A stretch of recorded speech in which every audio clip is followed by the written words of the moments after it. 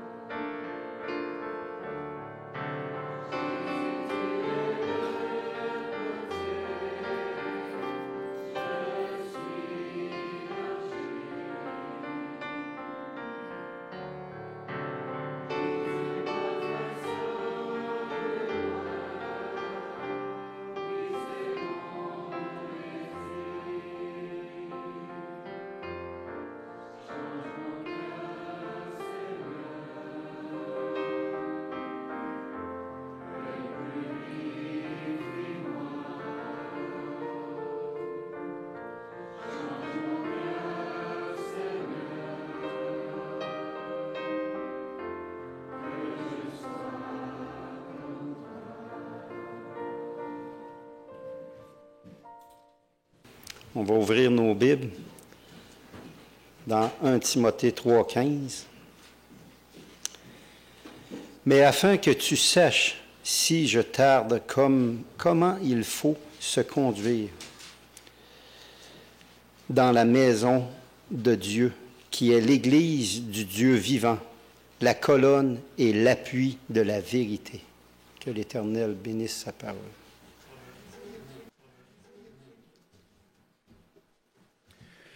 On va s'asseoir pour chanter le cantique de méditation 157. Encore?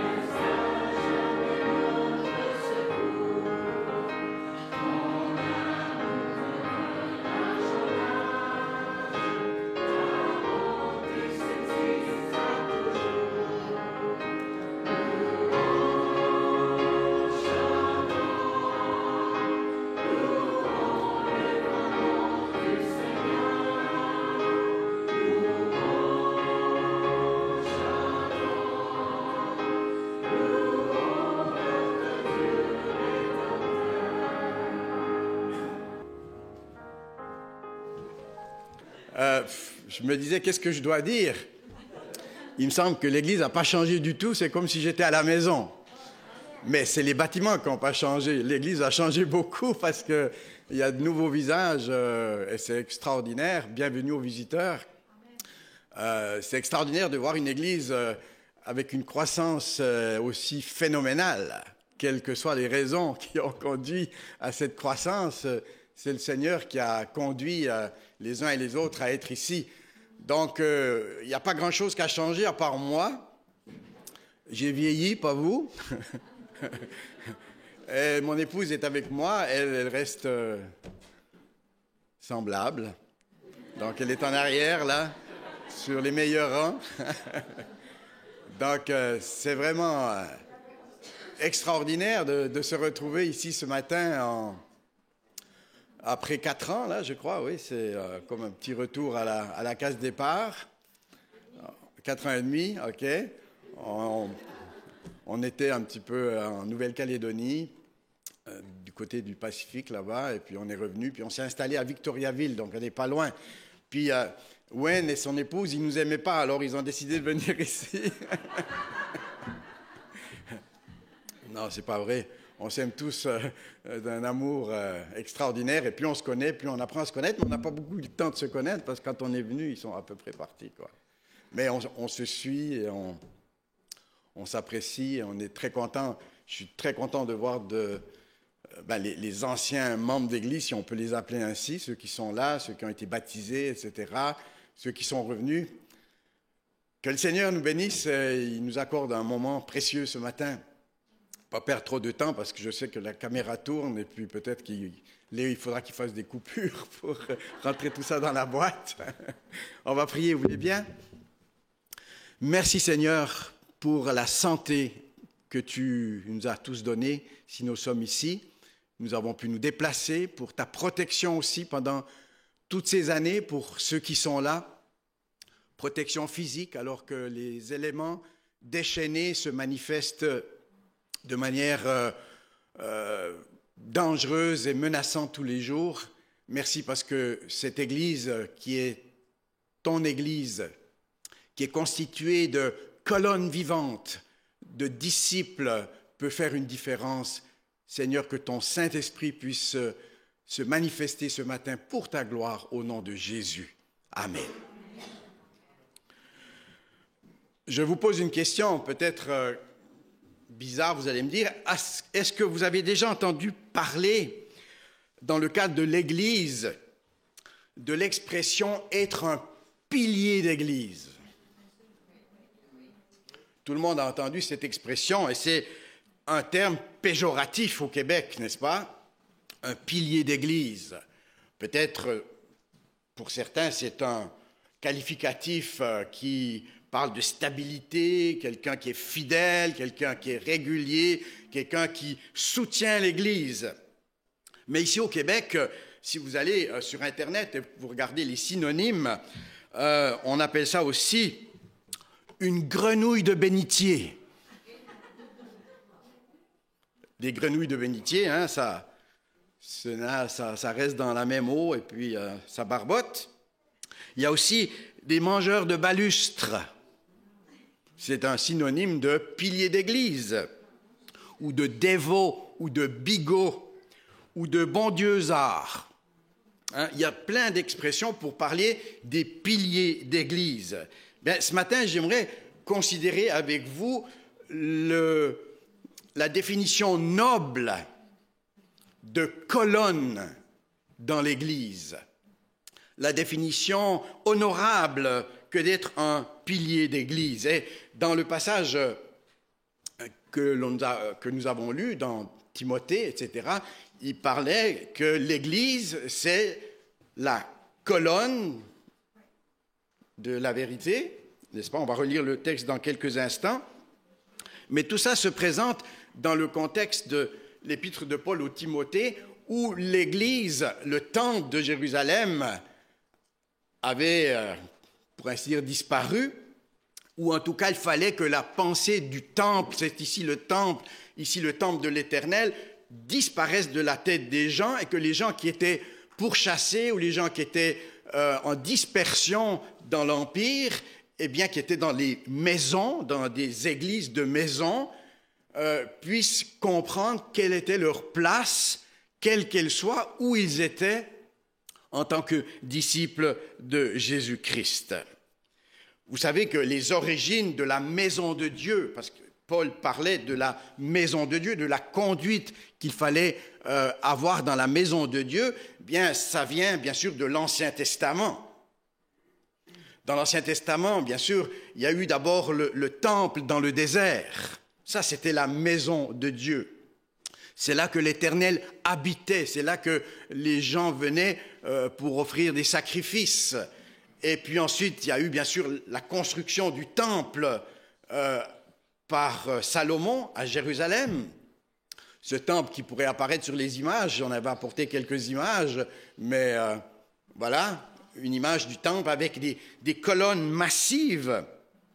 Ce temple qui a été construit en 7 années, et puis il y avait 45 colonnes de cèdre sur 3 étages, qui étaient ces colonnes recouvertes toutes d'or. Puis tout ça a disparu, bien sûr, et les gens se retrouvaient dans les maisons. Ces 2 colonnes-là, savez-vous combien elles pesaient? Je l'ai dit ou je ne l'ai pas dit maintenant, il y a une seconde. 80 tonnes. C'était du massif, hein? C'était quelque chose de solide. Aujourd'hui, en Floride, si je me permets cette petite illustration, on aurait besoin de colonnes, et il y a des colonnes sous les maisons. Nous étions en Floride au mois de février-mars. Partout, les maisons sont sur des colonnes surélevées pour échapper aux inondations. Eh bien, l'Église, elle est constituée par vous et moi de colonnes qui doivent défendre la vérité, qui doivent présenter la vérité, qui doivent être des lumières dans le monde et qui présentent le beau message de l'amour de Jésus-Christ. Donc, du temple matériel, que ce soit celui de Moïse dans le désert ou du temple matériel de Salomon ou du temple qui a été reconstruit, l'Église est un temple spirituel. Et nous sommes tous, comme vous le savez très bien, le temple du Seigneur dans lequel le Seigneur veut habiter. C'est sûr que Pierre présente l'Église comme un édifice composé de pierres vivantes et non pas de colonnes. L'apôtre Paul, lui, il parle du corps humain. Hein? L'Église est aussi comparée à un corps humain et chacun a sa place à occuper dans le corps de l'Église. Et quel est le fondement? Le texte va sans doute apparaître. Je ne sais pas s'il faut que je le mentionne pour qu'il apparaisse, si ma voix est aussi magique que cela. Mais le fondement du service du sanctuaire dans l'Ancien Testament, comme le fondement de l'Église aujourd'hui, c'est qui? C'est la personne de Jésus-Christ. Et je vous invite à prendre le texte de 1 Corinthiens 3, 10 à 11. 1 Corinthiens 3, 10 à 11, un passage bien sûr très connu, qu'il est bon de relire parce que c'est le fondement même de l'Église, c'est le fondement de notre foi. C'est sur ce fondement qu'il nous faut bâtir. Il ne faut pas bâtir sur le sable ou dans la boue ou dans le marais. Il faut fonder notre expérience, c'est celle de l'Église, sur Jésus-Christ. Selon la grâce de Dieu qui m'a été donnée, j'ai posé le fondement comme un sage architecte et un autre bâtit dessus. Mais que chacun prenne garde à la manière dont il bâtit dessus, car personne ne peut poser un autre fondement que celui qui a été posé, savoir, tous ensemble, Jésus-Christ. Hein, lui est le fondement. Mais sur ce fondement, Dieu veut poser des colonnes. Et c'est le texte, bien sûr, de Timothée qui nous le disait. Bien sûr, il ne prend pas cette image par hasard, Paul. Dans l'Empire romain, à son époque, il y avait des temples partout avec de grandes colonnes. Si vous allez en Turquie, vous savez que le Daesh, ISIS, démolissent tous les temples et il reste plus grand-chose de ces splendeurs de l'Antiquité, de ces temples païens qui avaient été érigés à la gloire de ces divinités-là, avec des colonnes extraordinaires qui sont encore debout aujourd'hui, à moins qu'on les dynamite. Ce qui démontre bien que être une colonne pour Paul, ça signifie, cela veut dire qu'il faut de la stabilité, ça représente de la stabilité, ça représente la permanence, ça représente quelque chose de concret qui permet au message de Dieu, bien sûr, de progresser. Le texte, donc, de Timothée, si vous avez votre Bible, je vous invite à le relire maintenant une nouvelle fois avec moi. Dans 1 Timothée, chapitre 3, verset 15, il est dit « Je t'écris ces choses avec l'espérance d'aller bientôt vers toi, mais afin que tu saches, si je tarde, comment il faut se conduire dans la maison de Dieu qui est l'Église du Dieu vivant, la colonne et l'appui de la vérité. » Donc, bien sûr, l'Église, ce n'est pas un bâtiment. C'est pour ça qu'ici, l'Église n'a pas changé au niveau du bâtiment, mais elle a changé au niveau des membres ou des disciples qui la constituent. Bien, Paul, il parle de l'Église de Christ qui est constituée des disciples, qui sont appelés à être des colonnes, qui sont appelés à être des éléments de stabilité, de permanence dans l'Église de Christ, basée sur la parole et sur Jésus-Christ. Bien sûr, en passant, je mentionne ces textes sans qu'ils apparaissent sur l'écran. Dans Galates 2,9, il est parlé de Jacques, de Céphas et de Jean comme des colonnes. Ce n'est pas le seul texte, bien sûr, et c'est inusité parce que ce ne sont pas des colonnes de marbre, des colonnes de béton, des colonnes d'or, mais c'est des colonnes de chair, avec en même temps la fragilité de ce que nous sommes en tant que créatures, en tant que disciples de Jésus-Christ. Dans l'Apocalypse au chapitre 3, verset 12, vous connaissez ce texte, que Christ nous a promis, si nous sommes vainqueurs, d'être des colonnes dans le temple de Dieu. Vous êtes certain que vous n'allez pas tenir le ciel par votre présence quelque part dans le ciel, mais c'est un honneur que d'être une colonne dans le ciel. C'est un honneur que Dieu nous permettra d'avoir et de représenter dans sa présence. Et puis, bien sûr, l'Église est bien sûr aussi un corps qui est en construction en permanence.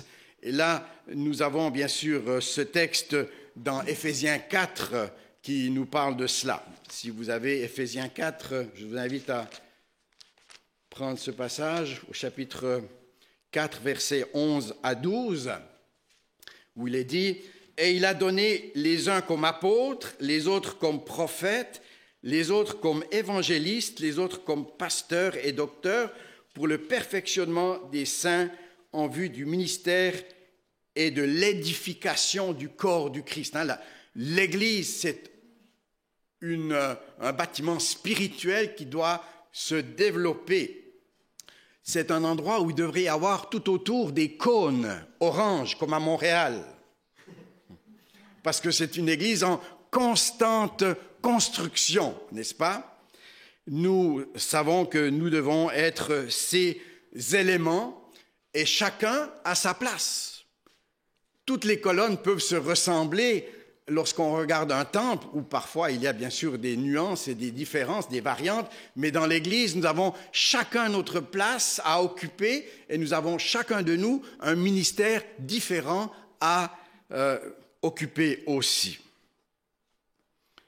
Nous savons que tous les temples de ce monde vont disparaître et qu'il n'y en a qu'un qui va durer en permanence, c'est l'Église qui va être enlevée à la rencontre du Seigneur dans les airs et qui est constituée non pas de colonnes massives en béton, en briques ou en or, mais qui est constituée de vous et moi qui avons choisi fidèlement d'occuper notre place jusqu'à ce que Jésus revienne, d'être cet instrument, cet élément vital qui contribue à faire avancer le royaume de Dieu. Vous savez que parmi les quantités impressionnantes d'églises qui existent, et il faut aller en Floride ou peut-être aux États-Unis dans le Bible Belt pour voir combien il y a d'églises différentes. À chaque coin de rue, il y a une église différente. Bien, l'Église adventiste fait partie de ces églises, mais l'Église adventiste est une église prophétique, est une colonne prophétique. Chacun d'entre nous, nous avons une mission prophétique à accomplir et à réaliser par la grâce de Dieu. Le temple de Jérusalem, ou troisième temple futur, ou en construction, selon certains, représenterait, selon certains interprètes, le maillon dans le déroulement prophétique du retour de Jésus-Christ. Un troisième temple littéral à Jérusalem. Vous savez bien que c'est nous qui sommes le troisième temple que le Seigneur est en train de bâtir sur la terre pour l'emmener avec lui au ciel. Aujourd'hui, plus que jamais, les anciens bâtiments, les murailles des villes antiques sont devenus, vous l'avez peut-être vu à Montréal ou à d'autres endroits, des panneau géant de projection de l'histoire de Montréal ou de l'histoire du Québec sur les silos à Québec. Il y a eu ça pendant quelques années. Eh bien, Dieu veut projeter sur chacun d'entre nous son caractère.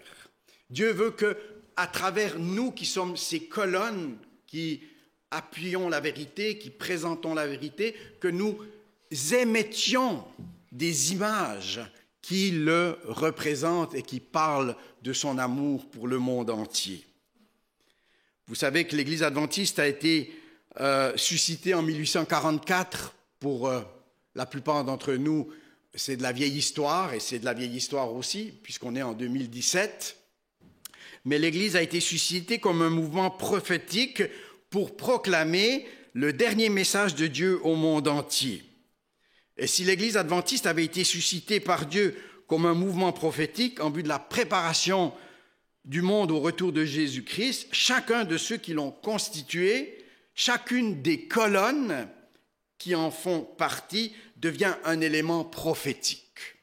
Saviez-vous que vous étiez un élément prophétique? Que votre manière de vivre, que votre manière de réagir, que votre manière de parler, d'enseigner est une manière prophétique de parler parce que vous faites partie de l'Église adventiste qui est un mouvement prophétique. Si nous aimons la vérité nous structurera. Est-ce que vous croyez que la vérité nous structure spirituellement, qu'elle nous façonne? Nous ne sommes pas des colonnes qui ne peuvent pas être façonnées et transformées et améliorées et décorées par la grâce de Dieu. C'est ce que la vérité fait. La vérité transforme des chrétiens qui ressemblent un petit peu à des légumes, pas les légumes d'Amélie, parce qu'elle nous a donné des bons légumes de son jardin, mais des gens qui se tiennent droit, des gens qui ne sont pas comme des girouettes qui tournent à tout vent de doctrine. Nous sommes des chrétiens qui sommes structurés, scellés, enracinés dans la vérité, et c'est que cela qui pourra nous permettre de faire face au plus grand tsunami, au plus grand ouragan qui va déferler et qui déferle déjà sur le monde et sur l'Église. Ce n'est que là, dans la mesure où nous avons intégré la vérité de ce message prophétique, que nous pourrons faire face à cette cadence de plus en plus rapide des catastrophes et des choses difficiles qui s'en viennent sur le monde. Connaissez-vous les 5 piliers prophétiques de l'Église adventiste? Ils commencent tous en anglais par S, en français aussi, à part le dernier, ou ça dépend dans quel ordre vous les placez, mais sans vouloir être orgueilleux ou prétentieux, eh bien, le sabbat fait partie d'un de ces piliers. Si on n'est pas convaincu du sabbat, on ne va pas être prêt à risquer sa vie ou son emploi pour le respect du sabbat. Donc, il faut avoir une compréhension et une relation avec le maître du sabbat qui vous permet de faire face à la pression qui s'exerce déjà sur vous ou qui s'est exercée ou qui s'exercera dans le futur. Le message du sanctuaire, bien sûr, avec le message du jugement investigatif, c'est aussi un élément fondamental, une colonne prophétique. Le sommeil des morts. Les morts dorment et ne savent rien. C'est un rempart contre le spiritisme. Le second retour de Jésus-Christ, bien sûr, est l'esprit de prophétie. Voilà des colonnes importantes qu'il faut avoir assimilées, qu'il faut avoir compris et qui doivent transformer notre vie. Arrimé à la vérité, scellé dans la vérité, fasciné par la vérité, subjuré par la vérité, ne suffit pas non plus, par exemple, savez-vous.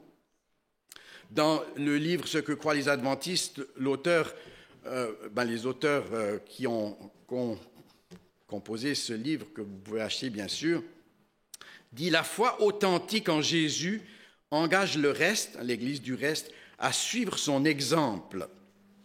En particulier, en tant que reste, il faut que son action s'harmonise avec sa profession de foi. Sinon, il n'a aucune valeur. C'est beau de connaître la vérité, c'est beau de vouloir présenter la vérité, c'est beau de vouloir défendre la vérité, mais il faut que cette vérité nous ait aussi transformés et que nous soyons ces colonnes où le Seigneur peut projeter vers le monde les beaux messages qui sont les siens et qu'il veut partager avec le monde. Dans Ésaïe 8, verset 18, je vous lis ce texte. « Voici, moi et les enfants que l'Éternel m'a donnés, nous sommes des signes et des présages en Israël de la part de l'Éternel des armées qui habite sur la montagne de Sion. » Vous voyez, nous sommes des signes, nous sommes des éléments prophétiques. Et bien sûr, on pourrait développer l'aspect que l'Église adventiste est l'Élie du temps de la fin. Vous avez sans doute dû avoir des prédications à ce sujet, que l'Élie de la fin, c'est celui qui défend la gloire de Dieu, comme Élie sur le mont Carmel avait défendu la gloire de Dieu et fait descendre le feu du ciel. Dieu a suscité le monde adventiste dans le livre de l'Apocalypse, au chapitre 10, versets 8 à 11. Vous avez ce passage qui dit « Et la voix que j'avais entendue du ciel me parla à nouveau et dit « Va, prends le petit livre ouvert dans la main de l'ange qui se tient debout sur la mer et sur la terre. » Et j'allai vers l'ange en lui disant de me donner le petit livre. Et il me dit « Prends-le et avale-le. Il sera amer à tes entrailles, mais dans ta bouche, il sera doux comme du miel. » Sans doute que vous connaissez l'interprétation de ce texte de l'Apocalypse qui illustre le passage de l'Église à travers ce temps de déception, ce triste temps du retour de Jésus-Christ qui n'a pas eu lieu. D'abord, c'était une bonne nouvelle comme un livre qui est doux comme du miel, mais il est devenu ensuite amer comme il est mentionné dans ce passage-là. Et là, il est dit, mais il faut que tu prophétises de nouveau. L'Église adventiste a été suscitée à ce moment-là pour prophétiser à nouveau, pour annoncer à nouveau, pour dire au monde à nouveau que Jésus revient bientôt. L'Église adventiste est un mouvement prophétique parce que suscité à un moment précis de l'histoire, tel que décrit dans la prophétie, celle que je viens de lire avec vous et que vous avez peut-être noté dans votre Bible, mettant en valeur des prophéties conduisant au retour du Christ et révélant des événements qui se déroulent sous nos yeux de manière stupéfiante aujourd'hui. La prophétie a pour but de nous confirmer que nous allons dans la bonne direction. Et quand la prophétie s'accomplit, bien nous savons que nous avons marché sur le bon chemin, n'est-ce pas? Qu'est-ce que faisait un prophète et qu'est-ce que nous sommes appelés à faire? Appeler les hommes à la véritable adoration de Dieu. C'est ce qu'Élie faisait sur le mont Carmel. Un prophète appelait les hommes à la repentance. C'est ce que Élie faisait et Jean-Baptiste a fait aussi, ainsi que Jésus et Pierre et tous les autres. Un prophète appelait les hommes à l'observation de la loi en réparant les brèches qui avaient été faites dans la loi. Et c'est la description du mouvement adventiste aujourd'hui dans les temps de la fin. Et vous savez que l'Église est un mouvement prophétique qui annonce des choses ou qui annonçait à travers l'étude de la Bible et qui annonce à travers les prophéties qui ont été comme actualisées dans le livre La tragédie des siècles, des choses qui se passent sous nos yeux aujourd'hui. J'écoutais bien sûr le message du pasteur Paul Scalier de la semaine passée qui a parlé de la vérité et de la colonne de la vérité, n'est-ce pas? Il parlait du mouvement de la commémoration du 500e anniversaire de la Réforme en cette année 2017. On veut se rappeler des choses dont on ne veut pas se rappeler, vous vous souvenez? Et nous avons sous nos yeux des choses qui se passent, si vous suivez l'actualité un petit peu politique et religieuse, qui décrivent exactement ce que nous avons toujours dit qui allait se passer avant le retour du Christ. Vous avez vu Donald Trump, pour ne mentionner que lui, avec tous les pasteurs évangéliques. Tous les pasteurs, on s'entend, une belle représentation des pasteurs évangéliques, qui a signé vendredi passé un décret gouvernemental pour demander à ce que le dimanche soit une journée de prière en faveur des gens qui passent par les catastrophes qui frappent les États-Unis aujourd'hui. Et il y a quelques semaines en arrière, il a signé un décret annulant le décret Johnson qui interdisait dans les églises de parler de politique, sinon que ces églises seraient privées de leur statut d'organisme et elles seraient obligées de payer des taxes. Voyez, il y a des choses qui se passent sous nos yeux qui, sous la pression des événements et des catastrophes, vont amener les gens à se regrouper et à vouloir essayer de faire face au tsunami, faire face aux catastrophes, faire face dans un commun accord pour le salut et la préservation de la vie des hommes et des femmes sur la terre. C'était peut-être juste une petite digression. Le temple de Jérusalem fut construit à partir, peut-être que vous avez lu ça dans les Rois, de blocs de marbre qui étaient numérotés. Et ça se faisait dans le silence à l'extérieur de Jérusalem. Est-ce que vous êtes au courant de cela? Est-ce que vous avez déjà pris connaissance de ce détail? Dieu ne vous a-t-il pas préparé lorsque vous étiez dans le monde, lorsque vous étiez dans la carrière du monde?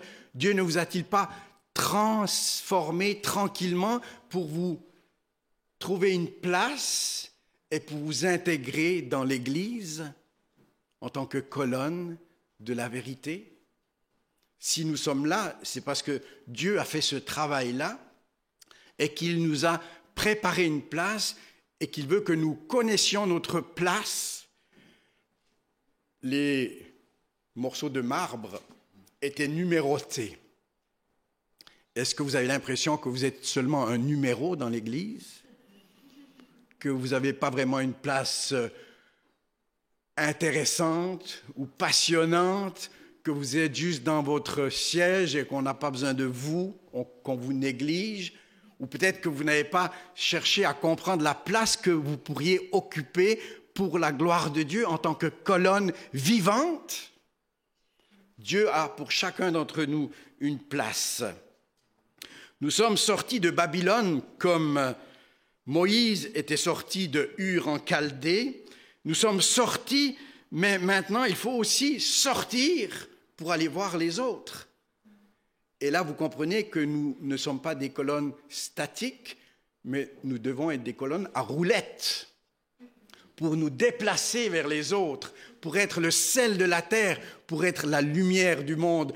Ce ne sont pas des colonnes fixes que vous et moi, mais des colonnes en mouvement. Et c'est ce qu'on appelle le mouvement adventiste. Un peuple, des hommes, des femmes qui sont poussés par la grâce de Dieu, par l'amour de Dieu, pour aller voir les autres. Nous sommes tous des colonnes spirituelles dans le temple de Dieu. Ce n'est pas parce que l'Église adventiste se considère comme l'Église du reste qu'elle se réserve le privilège du salut. J'ai entendu ça à l'occasion dans l'Église, que certains pensaient que parce qu'on était l'Église du reste, et les catholiques reconnaissent que nous croyons être l'Église du reste, bien, dans un article qui avait été écrit il y a quelque temps en arrière, L'auteur disait, bibliquement parlant, nous sommes l'Église du reste d'Apocalypse 12, verset 17, ceux qui gardent les commandements de Dieu et qui ont la foi de Jésus, mais en profiter pour nous cacher derrière ce titre, pour se cacher les uns derrière les autres, derrière les colonnes que nous sommes, ne nous fait pas membres du reste. Personne ne peut se cacher derrière ce titre et penser être sauvé à cause du nom. Le processus de purification se poursuit à l'intérieur du reste. Donc, avant de devenir une colonne dans le temple de Dieu, nous étions de vulgaires morceaux de roche qui traînaient dans la carrière. Jésus nous a fait l'honneur de nous intégrer dans son Église. Et vous savez que c'est un petit peu la pollution qui font que le temple, l'acropole à Athènes, doit être restauré régulièrement, que les bâtiments historiques au Québec ou ailleurs doivent être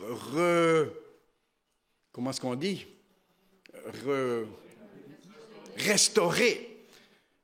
Est-ce que vous ne croyez pas que le péché nous affecte aussi tous les jours et que nous avons besoin d'être restaurés, sanctifiés tous les jours par la parole de Dieu, par la présence de Jésus-Christ? Vous voyez, on ne peut pas se dire « je suis une colonne prophétique ».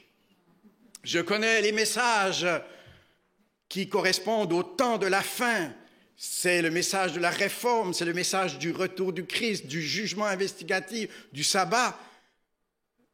Et puis rester comme le Seigneur le voudrait, si nous ne faisons pas très attention que la pollution du péché ne nous affecte pas et nous fragilise et nous fasse tomber. Qui sommes-nous? Je vous pose la question en terminant. Qui croyez-vous être? De quelle manière vous définissez une colonne spirituelle, une colonne prophétique, une colonne décorative dans l'Église adventiste? Vous avez votre place à gauche, à droite, toujours à la même place, vous ne faites pas beaucoup de poussière, mais vous avez le sentiment que vous êtes bien là et que vous êtes important là. Sommes-nous des colonnes prophétiques, des colonnes vivantes, des colonnes à la gloire de Dieu? Et même pour terminer, nous pouvons être les plus belles colonnes, mais nous pouvons être des colonnes rugueuses qui font mal si nous ne présentons pas le message de la vérité avec amour. Et peut-être que vous le savez, mais dans le temple de Moïse, dans le temple de Salomon, les colonnes et le mobilier et l'intérieur étaient recouverts de quoi? D'or. Nous devons être spirituellement couverts d'or. Vous savez, au Québec, il y a des fois des toits ou dans d'autres pays des statues ou des bâtiments avec de l'or qui a été incrusté. Bien, nous devons être des colonnes vivantes, des colonnes prophétiques, des colonnes remplies de l'amour de Jésus-Christ pour partager ce message d'amour qui, lui seul, peut faire clic dans le cœur et dans la conscience des gens que Dieu placera sur notre chemin. Puissions-nous être, frères et sœurs, remplis de l'amour. Dans Apocalypse 3, vous le savez, le Seigneur, il nous dit d'acheter de lui de l'or éprouvé par le feu. L'amour de Dieu, s'il est collé à notre vie, va pouvoir faire une différence. Et c'est ma prière pour vous. C'est ma prière pour moi. Qu'en sortant d'ici, vous n'oubliez pas que nous n'oublions pas que nous sommes des colonnes vivantes. Des colonnes qui sommes là pour la gloire de Dieu, qui avons une responsabilité incroyable qui nous dépasse, mais que le Seigneur va employer chacun selon les talents que Dieu a donnés. C'est ma prière. Amen. Si vous voulez vous lever, on va chanter le dernier chant, le 357. Poursuivons notre course.